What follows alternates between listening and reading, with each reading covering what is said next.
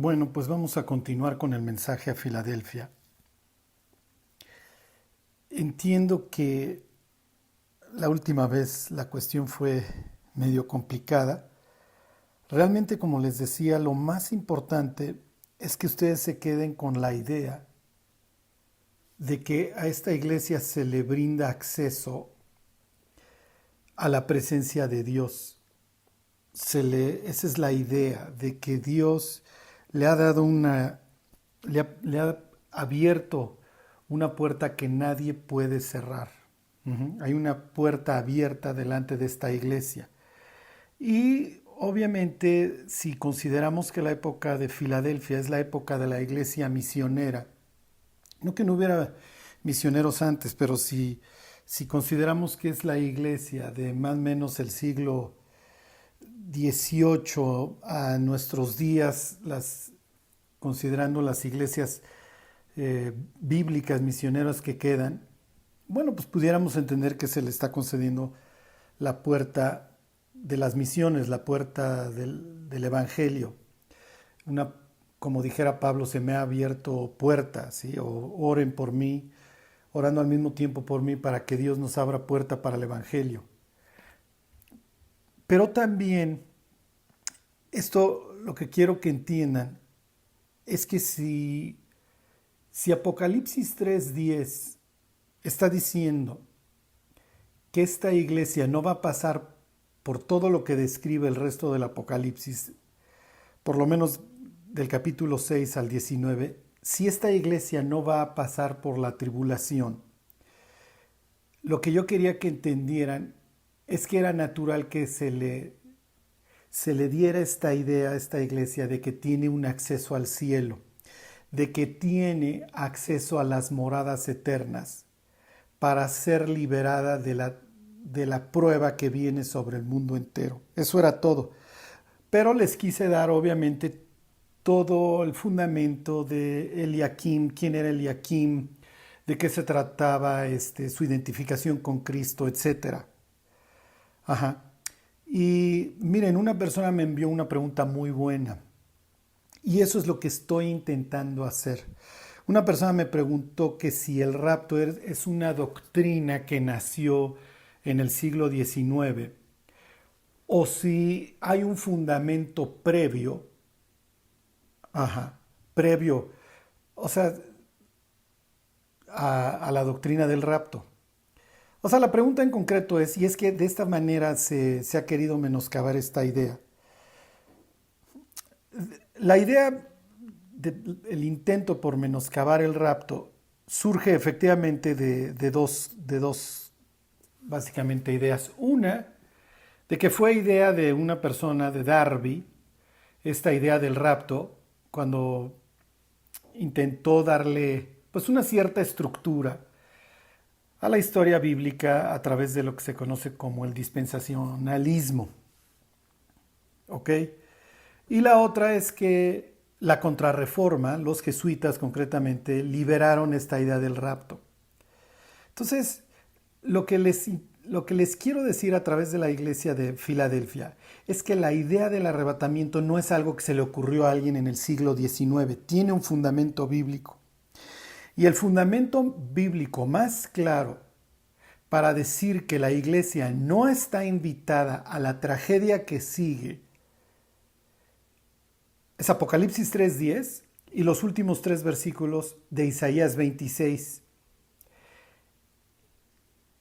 Y Apocalipsis 3:10 e Isaías 26 tienen muchos puntos de contacto. Entonces, por eso les hice mucho énfasis en todos estos versículos de Isaías la última vez, para que ustedes vieran cómo Jesús arranca citando el libro de Isaías cuando se refiere a la iglesia de Filadelfia. Entonces, ¿es casualidad que Jesús arranque su mensaje a Filadelfia citando el libro de Isaías? No. Y como les decía, vamos a llegar a un punto ahí en Isaías 26 y Apocalipsis 3:10, en donde repiten literalmente las mismas palabras. Entonces, lo que les quiero decir es que Apocalipsis 3:10, en donde se le promete a la iglesia de Filadelfia ser guardada de la hora de la prueba que ha de venir sobre el mundo entero, en esas palabras, ajá, hay algunas que literalmente se repiten en Isaías 26.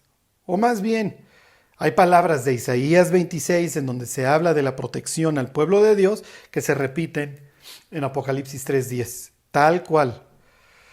Y alguien dirá, oye Charlie, sí, pero ¿cómo se van a repetir si el Isaías está escrito en hebreo y Apocalipsis está escrito en griego? Bueno, cuando tradujeron la Biblia al griego en la Septuaginta, uh-huh, ok, cuando tienes esta traducción del griego de Isaías 26, tiene exactamente mismas palabras que encuentras en Apocalipsis. Uh-huh. Entonces ahí tienes dos textos griegos, uno del Antiguo Testamento, sí, escrito más o menos 200 años antes de Cristo, y luego tienes el texto del Apocalipsis, en donde literalmente se repiten palabras. ¿Ok? Y acuérdense, ¿cuál era la Biblia que usaban muchísimas personas en la época de Cristo? ¿Ok? ¿Se acuérdense? El griego pues, es como el idioma natural del comercio, etcétera. Ajá. Entonces, ya veremos esta idea, esto lo vamos a ver en los estudios de los domingos, de cómo una idea de aldea global vino precisamente de los griegos y su idioma precisamente sirvió para eso. Entonces, si tú hubieras tenido en tu época, tú eres un cristiano en Filadelfia, griego, y tienes tu libro de Apocalipsis, y quieres ver si en algún punto tiene contacto esta idea del arrebatamiento, bueno, pues vas a ir obviamente a tu Biblia en griego, la Septuaginta, y vas a ver, oh, hay muchísimos puntos de contacto. Y es más, me está diciendo la misma idea. Entonces, la idea del arrebatamiento no es una idea que se le ocurrió a Darby en el siglo XIX, ajá, ni es una idea que se le ocurrió a los jesuitas para darles falsas esperanzas a los cristianos. ¿Okay? Es una idea que tienes perfectamente plasmada en Apocalipsis 3:10 y en Isaías 26. Oye Charlie, ¿por qué no mencionas estos versículos de Tesalonicenses que dicen que Dios no nos ha puesto para ira, sino para alcanzar la salvación? Sí, sí, también lo pudieras decir. ¿Ok? La tribulación se refiere a la ira de Dios sobre el mundo, sobre los moradores de la tierra, y Dios no ha puesto a los creyentes para la ira. Pero al final del día estas citas de Tesalonicenses, pues sí, ok, Dios no nos ha puesto para la ira, pero no te está diciendo tal cual, oye, te voy a ahorrar la tribulación, lo cual sí hace efectivamente en Apocalipsis 3:10 e Isaías 26. Entonces, miren, cuando yo meditaba acerca de esto desde hace varios meses y años, acerca del arrebatamiento de la postura pretribulacional, es natural que hay gentes, algunas con mucho conocimiento bíblico, que te preguntan, ¿y dónde dice la Biblia eso? Porque la Biblia no dice que haya un rapto, y entonces te ponen a pensar. Bueno, efectivamente, la Biblia sí dice que hay un rapto, y eso lo entienden pretribulacionales y posttribulacionales. Pero a ver, ¿dónde dice? Bueno, pues lo diría en Apocalipsis 3:10 y Isaías 26. Pero para que ustedes puedan tener toda la película completa y podamos enfrentar todas estas noticias que hoy vemos con confianza, sabiendo que Dios nos va a librar de la hora de la prueba que ha de venir sobre el mundo entero, necesitamos tener un fundamento bíblico. Y para eso necesito explicarles todas las tripas del mensaje a Filadelfia. ¿Por qué es a esta iglesia? La iglesia del amor fraternal, eso quiere decir Filadelfia. Es a esa iglesia a la que se le promete ser librada de la tribulación. ¿Ok? Bueno, entonces les tengo que dar todo el fundamento y no es fácil. Y a veces es difícil transmitir las ideas, sobre todo cuando no los veo. Porque cuando uno predica los martes o los domingos, te empiezas a elevar y empieza a ver las caras de las personas, ok, volteándose a ver unos a otros, etcétera, sabes que es momento de bajarle y hacer una pausa y elaborar más las ideas. Pero como no los veo y simplemente me encarrero, muchas veces me acelero. ¿Ok? Entonces les agradezco a los que me mandaron las preguntas y espero que a través de esto quede claro. Entonces, lo que yo quería que entendieran con este mensaje, con las primeras palabras que le dice Jesús a esta iglesia, en el sentido de que le ha abierto una puerta, es que efectivamente, si te voy a llevar al cielo y te voy a ahorrar la tribulación, bueno, pues te tengo que empezar por decir que te estoy abriendo la puerta, que tienes acceso al cielo, que no te vas a quedar sembrado en esta tierra mientras llueve fuego y azufre, y mientras la bestia tiene derecho a hacer guerra sobre los santos y vencerlos, llevar a cabo una masacre. Ok, entonces me voy a regresar en el tiempo, en el plan y en el proyecto de Dios, porque si no, no van a entender por qué Dios saca a la iglesia. Ok, en el principio creó Dios los cielos y la tierra, eso creo que nos queda bastante claro. Ok, te describe el caos, el Génesis, y Dios ordena el caos y hace al hombre. ¿Dónde lo coloca? Lo coloca en un sitio perfecto, lo coloca donde Dios vive. ¿Y dónde vive Dios? Dios vive en un jardín. Y en ese jardín, ¿qué te vas a encontrar? Te vas a encontrar bedelio, oro, un río que se distribuye en 4 brazos, todo árbol delicioso a la vista. Sí, pero sucede que el ser humano hace exactamente lo que no tiene que hacer y genera nuevamente caos en la creación, la destruye. ¿A través de qué? Del pecado. Porque la no sujeción al orden establecido por Dios eventualmente te va a traer bomba atómica, guerra biológica, propaganda, ausencia de libertad, destrucción, tribunales, lo que tú quieras. Ok, entonces Dios expulsa al hombre, pero le da la oportunidad de regresar. ¿Qué es lo que hace el ser humano? Lejos de asirse a esa esperanza del regreso, se corrompe más. Descienden los ángeles se meten con las mujeres, tienes esta desgracia que te describe todo el Génesis capítulo 6, y Dios trae el diluvio, el reset. ¿Qué es lo que sucede? No funciona. Dios le ordena a la humanidad que vaya por la tierra, y ¿qué es lo que hace la humanidad? Se reúne en ciudades en una actitud nefasta contra Dios, y vamos a hacer una torre y vamos a llegar al cielo. Y esto es lo que hay en el corazón del hombre. Cuando Dios desciende y confunde las lenguas de los hombres, lo que hizo literalmente Dios fue retrasar esta idea de la humanidad, de vamos a reunirnos en uno solo, porque nos vamos a pelear con Dios y nos vamos a vengar de Dios.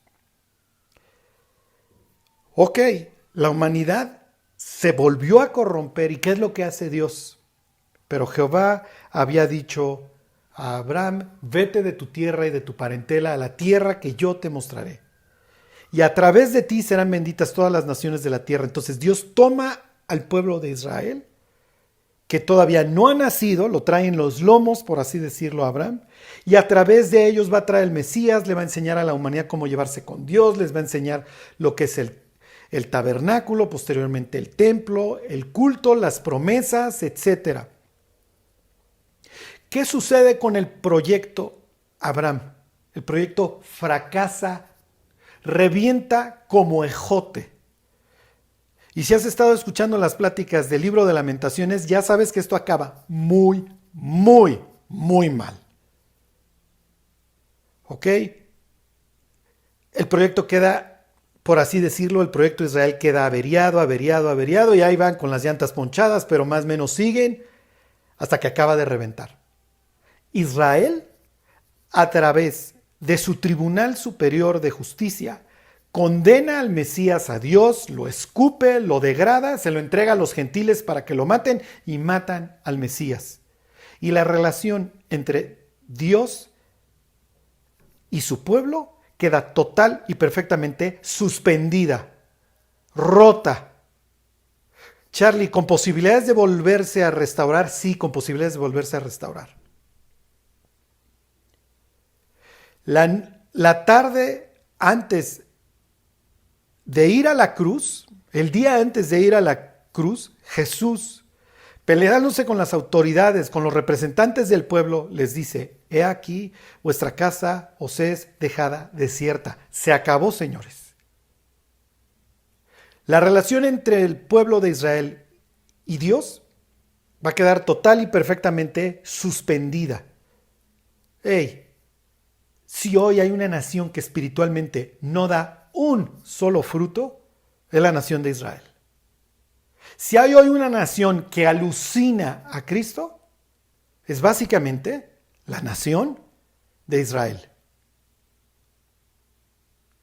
Su sangre sea sobre nuestras cabezas y sobre las de nuestros hijos, concedido. Y es lo que les leí la semana pasada en estas palabras de Isaías 65, en donde Dios dice: fui buscado por los que no preguntaban por mí. ¿Ok? Los que empezaron a buscar al Mesías fueron los gentiles, y es lo que te narra el libro de Hechos. A partir de la conversión de Cornelio y de ahí para el real en todo el ministerio de Pablo. Sigue diciendo Isaías 65, fui hallado por los que no me buscaban. Dije a gente que no invocaba mi nombre: heme aquí, heme aquí. ¿Qué está diciendo Dios? Me contenté con los gentiles, de repente me empezaron a buscar. Tiraron sus imágenes, dejaron de adorar al sol, dejaron de repetir y me empezaron a buscar. Es lo que tú lees en el libro de Hechos. Los gentiles y los temerosos de Dios, que también eran gentiles, que no se habían circuncidado, que no guardaban el sábado, lo que tú quieras, que no tenían una conversión total, estos gentiles se abrazaron con todo al evangelio.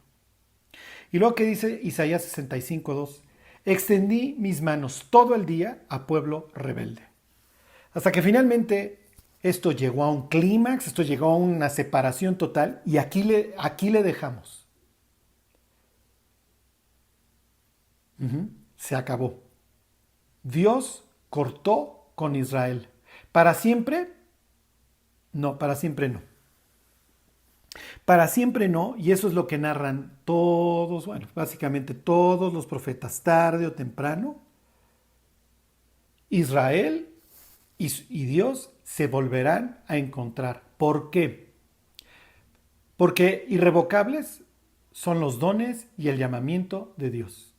Dios ama a Abraham, a Isaac, a Jacob, a Moisés, a David, a José, a Miqueas, a Jeremías. Los ama con profundo amor, al propio Pablo. Y ama a su pueblo. Un pueblo necio, rebelde, como lo describe el propio Isaías, y contradictor. ¿Ok? Entonces esto es básico porque actualmente el pueblo de Dios y al que se le atribuye el carácter de santo y sacerdotal no es Israel, es la iglesia. Pero Dios le prometió la reconciliación tarde o temprano a su pueblo. Les voy a leer estos versículos que hablan perfectamente de lo que Jesús le dijo esa tarde a los escribas y a los fariseos hipócritas, ¿se acuerdan? He aquí vuestra casa os es dejada desierta, pero Jesús no se lo está sacando de la manga y les está diciendo: oigan, se detiene el reloj de Dios que es Israel. No es que se le ocurrió en ese instante.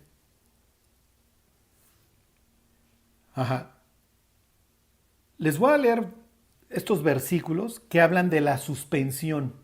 Y luego les voy a leer unos versículos que hablan de la reconciliación. Les leo Miqueas, ese es el más claro de todos. Les leo Miqueas 5. ¿Se acuerdan? Miqueas 5 es un pasaje famoso. De ahí sacan los escribas que están con... De ahí sacan los escribas que están con Herodes esta situación de que el Mesías iba a nacer en Belén. Se los leo. Dice Miqueas 5:1. Rodéate ahora de muros, hija de guerreros, nos han sitiado. Y aquí viene una profecía. Con vara herirán en la mejilla al juez de Israel. Pudiera estar hablando de Sedequías, ¿sí? El rey que le toca la caída. Está bien. Pero si hay una persona que cuenta en los evangelios, un rey que le dieron de golpes con un palo, bueno, pues fue Jesús, ¿se acuerdan? Le hacen la le ponen una golpiza y le ponen una corona de espinas y le empiezan a dar de palazos. Entonces, desde aquí tú ya tienes que al Mesías lo van a lesionar, lo van a lastimar. ¿Ok? Entonces, tampoco es que los evangelistas se sacaron de la manga. Oh, ¿por qué no describimos que al Mesías pues le ponían una golpiza de aquellas y lo desfiguraban? Como dice Isaías 52, ¿no? Y posteriormente 53, pero bueno, el 52 nos dicen que lo desfiguran. Pero bueno, Miqueas 5:2. Pero tú, Belén Efrata, pequeña para estar entre las familias de Judá, de ti me saldrá el que será Señor en Israel, y sus salidas son desde el principio, desde los días de la eternidad.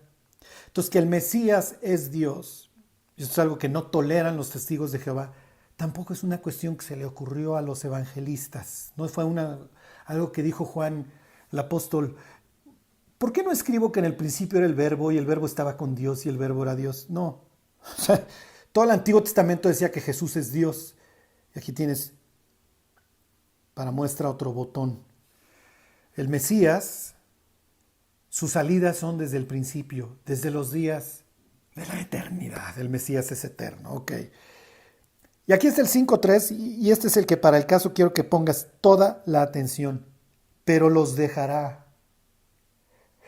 Pero los dejará. Dios y el Mesías se van a pelear con los israelitas y los van a literalmente a dejar. Y hasta que no reconozcas al Mesías. Charlie, ¿cuándo lo van a reconocer? Bueno, pues ya lo sabes.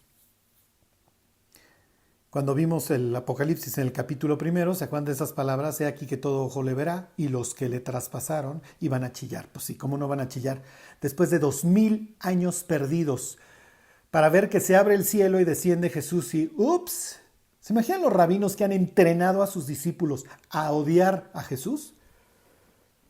¡Ups! Oye, Charlie, ¿pero cómo puede ser esto? Pues tienen las profecías. Sí, tienen las profecías. Lo que pasa es que falta la humildad. Tú puedes tener todas las profecías enfrente, pero los sesos no te llevan al cielo. Te lleva el humillarte. Por ejemplo, ahí estaría Gamaliel.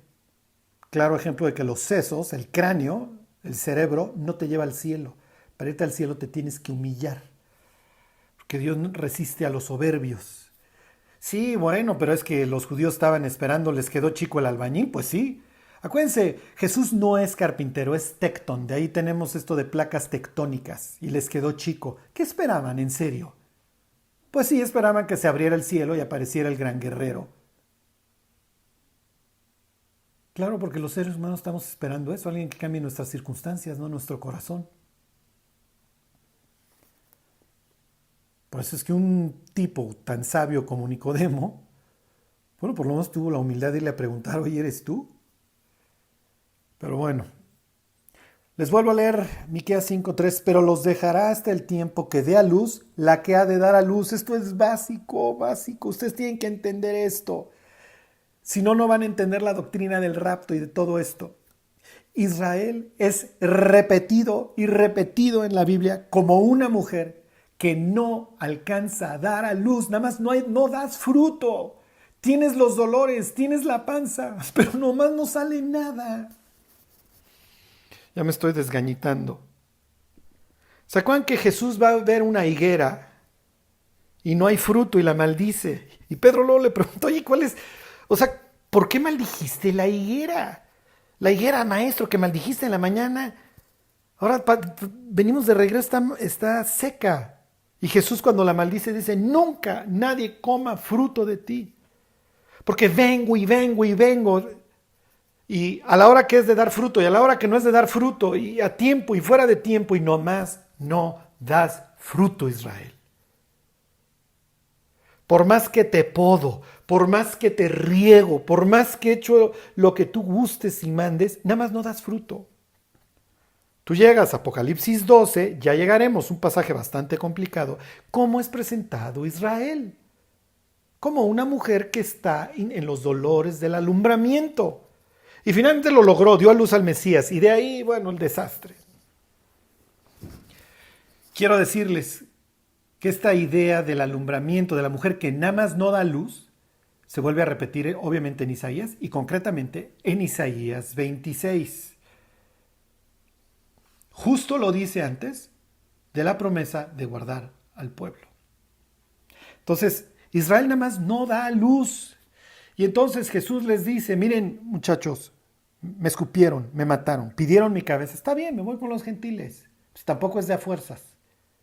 Y ya los gentiles traerán su Biblia y sabrán de David y sabrán de José y sabrán de Isaías y sabrán mucho más que ustedes. Porque si hoy algo sorprende a los judíos, es la cantidad de versículos bíblicos y de idea bíblica que tienen los cristianos que conocen la Biblia. Pues sí, además de que los judíos no tienen el Espíritu de Dios y entonces no pueden discernir.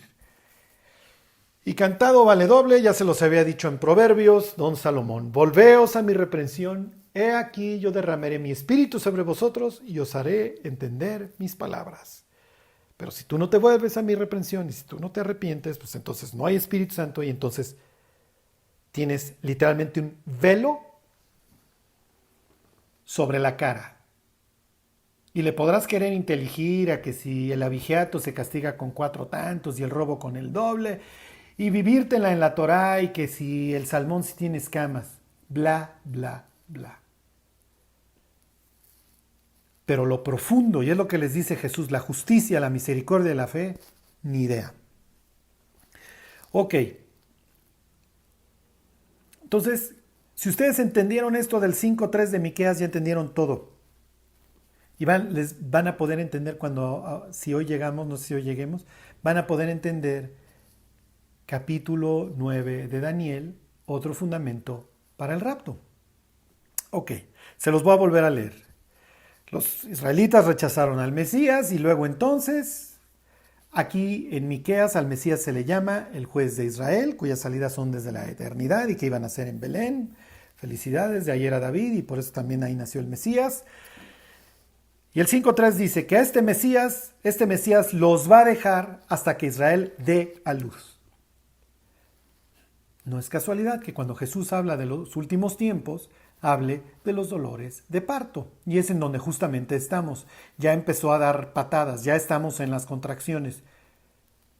¿Qué es la tribulación, Charlie? La tribulación es donde Israel da a luz. Y lo primero que salen son 144,000. Y después, porque son las primicias, y después todo el pueblo. Pero les va a doler, y les va a doler como si se les hubiera muerto el hijo. Es lo que dice la Biblia.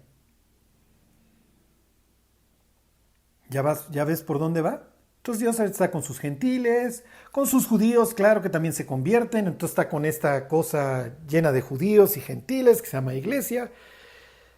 Y así como David andaba perseguido para acá y para allá, y de cueva en cueva, así anda Jesús siendo perseguido y siendo odiado de aquí para acá, hasta que le colmen la paciencia, hasta que se levante de su lugar y venga a castigar a los moradores de la tierra y diga, hasta aquí, señores.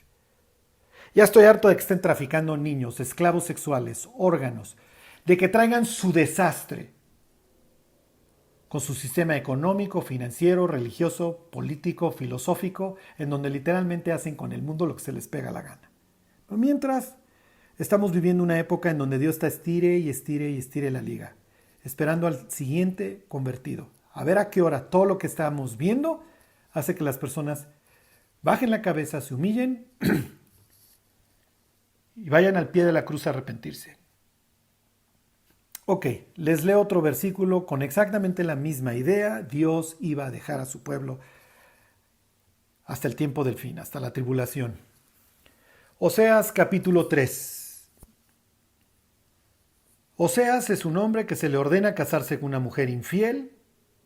La mujer anda vagando, fornicando, hasta que finalmente Oseas paga menos que lo que se pagaba por un esclavo por ella. Y Dios dice, esta es mi relación con Israel. ¿Les di todo? Y luego léanse Ezequiel 16, ahí viene toda la historia extendida. ¿Les di todo? Les di mi ley, les di la tierra prometida, les enseñé el tabernáculo, el templo, el culto, las promesas. A través de ellos iba yo a llevar a cabo todos mis planes, pero se dedicaron a fornicar. Al grado que un día pidieron mi cabeza. Y entonces dice Oseas capítulo 3, versículo 3 y 4. Porque muchos días estarán los hijos de Israel sin rey, sin príncipe, sin sacrificios, sin estatuas, sin efod, sin terafines.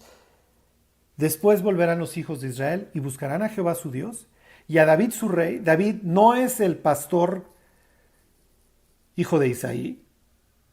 Este es el Mesías, le hace Jesús. En su angustia me buscarán. Oh, qué casualidad que Dios va a traer una tribulación, una hora de la prueba sobre el mundo entero. ¿Con qué propósito? Con que israelitas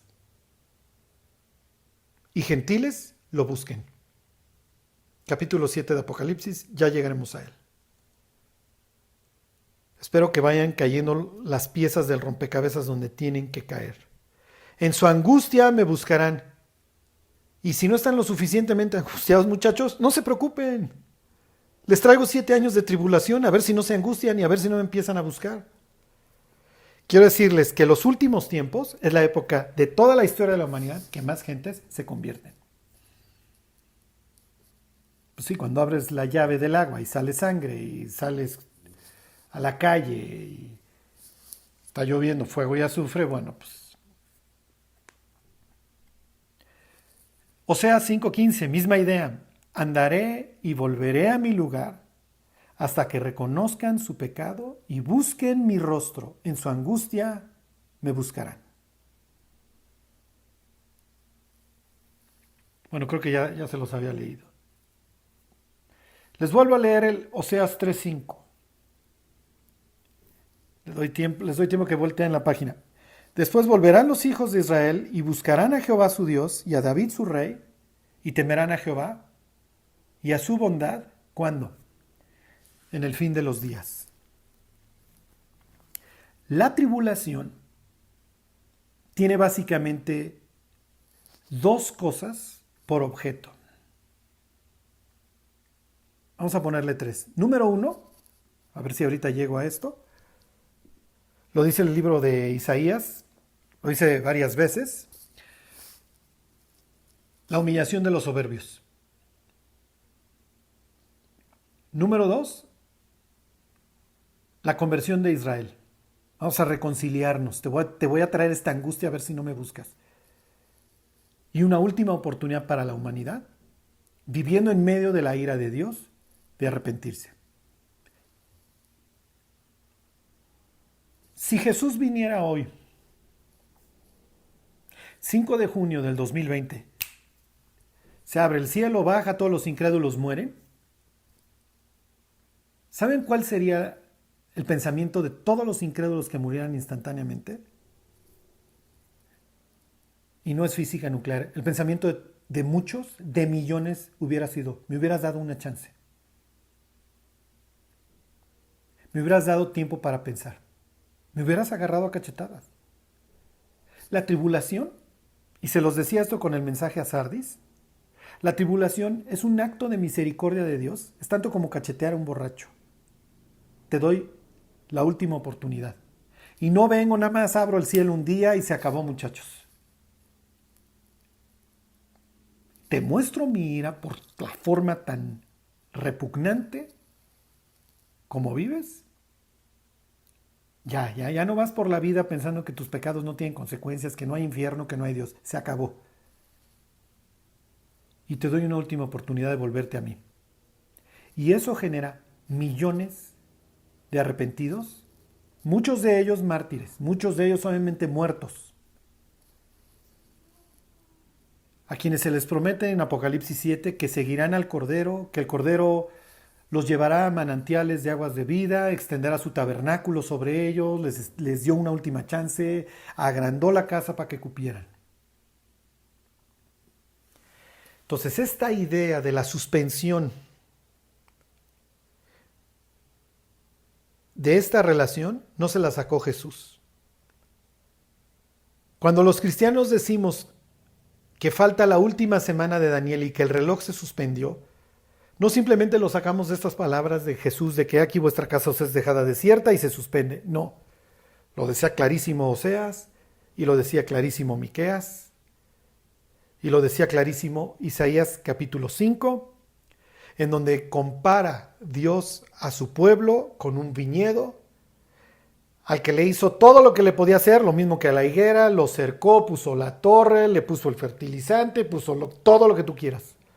Nunca dio fruto, y esta es una analogía que usa Jesús antes de morir, y que de plano les dice, miren, haré que quede desierto, es lo que dice Isaías 5, haré que quede desierta el viñedo, no será podada ni cavada, y crecerán el cardo y los espinos, y aún las nubes voy a mandarles que no derramen lluvia sobre ella. ¿Hasta cuándo? ¿Hasta cuándo van a crecer estos cardos y espinos en este viñedo inútil que nada más no da fruto? Hasta que haya una reconciliación. Los profetas decían que tarde o temprano iba a haber una reconciliación entre Dios y su pueblo. ¿Cuándo? En los últimos días. Y eso es lo que pudiéramos entender como la reconciliación total. Y acerca de esto, de la restauración, vamos a estarlo viendo los domingos, ahora con toda esta literatura postexílica. Bueno, les voy a leer algunos versículos nada más así como ejemplo de lo que está esperando acerca de la restauración, de lo que hubiera pensado, de lo que está esperando Daniel, por ejemplo, cuando busca a Dios. Oye, ¿cuándo vamos a regresar? ¿Cuándo va a estar todo bien? Fíjense, les leo Oseas 14:7. Los que quieran les doy tiempo para que vayan. Dice, volverán y se sentarán bajo su sombra, serán vivificados como trigo y florecerán como la vid, y su olor será como de vino del Líbano. Oseas 14:7. Jeremías 31:11, porque Jehová redimió a Jacob, lo redimió del más fuerte que él. Dice el 12, y vendrán con gritos de gozo en lo alto de Sión, y correrán al bien de Jehová, al pan, al vino, al aceite y al ganado de las ovejas y de las vacas, y su alma será como huerto de riego, y nunca más tendrán dolor. Esto es también una promesa del Apocalipsis. Fíjense, las dos promesas que les leí tienen que ver con el vino. Ahora entienden por qué el primer milagro que registra Juan acerca de Jesús es que convierte el agua en vino. ¿Por qué? Porque estaba escrito muchísimas veces que cuando el Mesías viniera iba a haber vino. ¿Por qué? Porque iba a haber abundancia, iba a haber riqueza, ya no iba a haber pobres, ya no iba a haber dolor, ya vino el Mesías, ya hay paz. Sí, les leo Joel 3:8. Sucederá en aquel tiempo que los montes destilarán mosto y los collados fluirán leche. Entonces Juan destaca esto de la conversión del agua en vino como algo wow. Digo, a mí me impresiona más la resurrección de Lázaro. Y la gente dice, ya ven, Jesús tomó vino. No se trata de eso. Se trata de que cuando viniera el Mesías iba a haber paz y cada uno iba a estar contento debajo de su vid y debajo de su higuera. Por eso es que Jesús convierte el agua en vino. Jesús no está organizando la borrachera. Que además, acuérdense, en aquel entonces el grado alcohólico no pasaba del 5%. Entonces, esta es la idea. Vino el Mesías, sí, pero con la novedad de que vino y no lo recibieron y lo mataron. Ok. Entonces, Israel y su pueblo iban a estar en constante, a partir del rechazo del Mesías, en una suspensión. Me voy a ir al capítulo 9 del libro de Daniel. ¿Y qué es lo que pretendo? Es simplemente lo mismo, las mismas ideas, que ustedes entiendan que los profetas, como Daniel, están escudriñando las escrituras, lo que luego dice Pedro,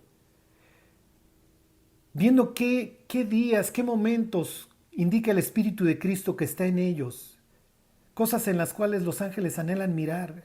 Daniel quiere saber cuándo ya se va a reconciliar bien su pueblo con Dios, cuándo va a venir la justicia verdadera, duradera, perdón. Es lo que queremos saber todos. Y lo que, se los voy a resumir, lo que en pocas palabras le va a decir Dios a través del ángel, es que hay un periodo de tiempo destinado para esto. Ujú. Literalmente 490 años. A partir de que se ordenara la restauración del templo. Eso ya pasó. Y la única respuesta razonable pues, es la que te dan estos profetas que te acabo de leer. Se suspendió el tiempo porque Dios literalmente los dejó. Y se va a reconciliar con ellos. Sí, se va a reconciliar con su pueblo en la época más dura. ¿Qué implica eso, Charlie? Que no estás a la iglesia. La tribulación es una época, como les digo, que cumple un triple propósito. Abatir a los soberbios, una última oportunidad para los incrédulos y la época de la reconciliación entre Israel y su pueblo. Perdón, entre Israel y su Dios. No necesitas a la iglesia ahí. Efectivamente, la iglesia no está puesta para la ira y es una época de ira. Entonces, no la necesitas. No tiene razón de ser. Y una de las objeciones que se hace a esta idea de que la iglesia va a ser sacada antes de es, ay sí, qué fácil, y entonces y la iglesia tiene, los cristianos tienen miedo y entonces no quieren pasar por la persecución. No, esta no es la persecución que ha sufrido la iglesia a lo largo de los últimos 20 siglos. Y esto además es una cachetada en la cara al oaxaqueño que hoy se tiene que rifar cuando no da la lana para el santo patrono del pueblo y le quieren incendiar su granero, le arrancan sus tierras o lo agarran a machetazos. Los cristianos hoy están siendo perseguidos en muchísimas partes del mundo. Entonces no es de que, ay, sí, ustedes no quieren padecer la persecución. Persecución siempre ha habido. Lo que se le está prometiendo a la iglesia de Filadelfia es, viene una hora de prueba sobre el mundo entero y tú no la tienes que atravesar. Porque la persecución que tiene un propósito, como en el caso de la iglesia de Esmirna, no tiene sentido. Ya no es este el propósito. El propósito de la tribulación no es la persecución que de este lado están sufriendo hoy los cristianos en muchas partes del mundo. Y aquí me adelanto un poquito. Jesús no dice en Apocalipsis 3:10 la hora del juicio, la hora de la ira. Lo pudo haber hecho porque pues, es lo que se usa más adelante. Por ejemplo, en el capítulo 6, el gran día de su ira. De hecho, esta es la única vez que se utiliza la palabra, si mal no recuerdo, peraismos, tentación o prueba, aplicada a los incrédulos. Otra razón más para que quede claro que la tribulación es una oportunidad, es una prueba que te traigo incrédulo para que te conviertas.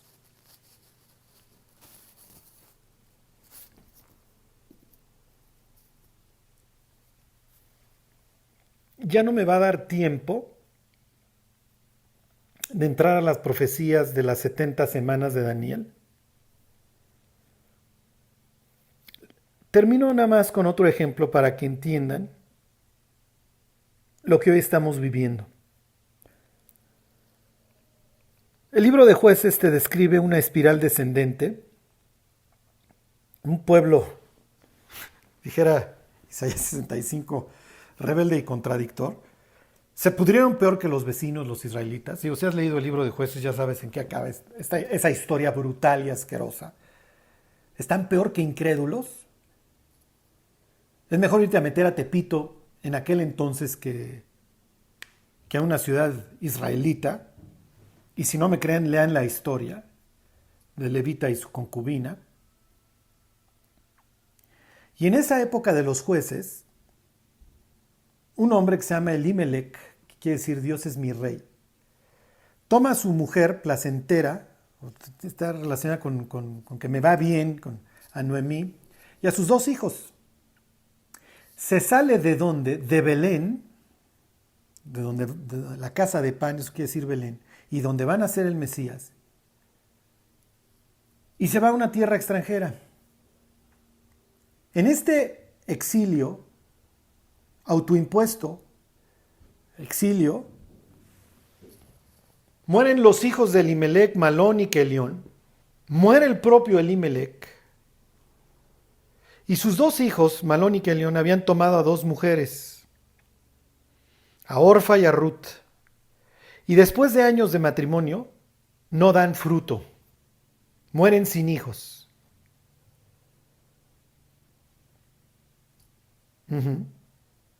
Hasta que finalmente deciden regresar a donde nació el Mesías, a Belén, a la casa de pan. Ya no es que decide Noemí regresar sola y regresa con una gentil. Sucede que esa gentil conoce a un redentor y ella, la gentil Ruth, va y le presenta a ese redentor a Noemí. Esto es increíble. La gentil le tiene que presentar al redentor a Noemí, a la israelita, a la que siempre creyó en Dios y que ya no veía cómo transmitirle este conocimiento a sus hijos y a sus nueras y decirle a su marido, vámonos de regreso, estará muy mal nuestro pueblo, pero tenemos que vivir en la tierra prometida.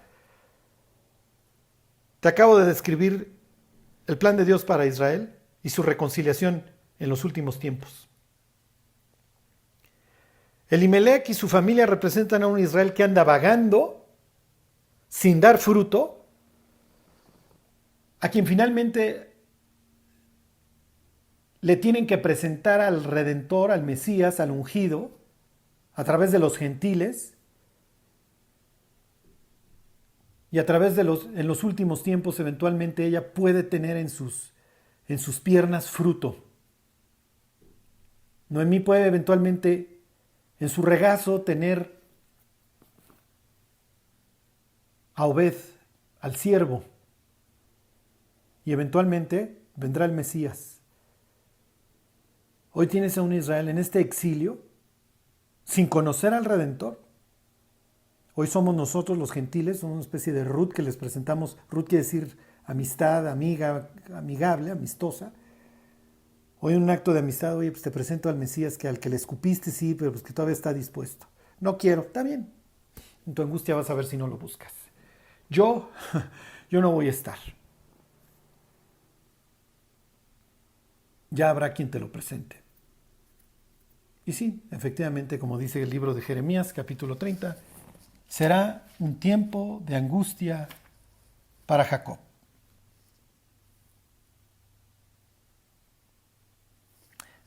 Termino con Jeremías 36.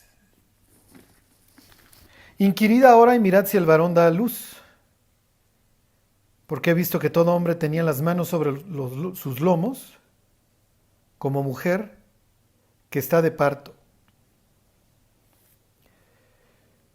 Y se han vuelto pálidos todos los rostros, y Jeremías 37, cuán grande es aquel día, tanto que no hay otro semejante a él, tiempo de angustia para Jacob, pero de ella será librado.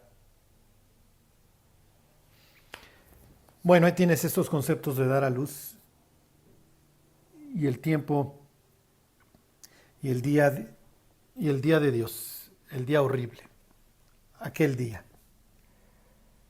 Entonces espero que haya quedado claro que la tribulación es una época dirigida a generar angustia en Israel para que finalmente se conviertan muchísimos israelitas. Tienes las primicias, tienes los primeros, que son los 144,000, y eventualmente todo Israel.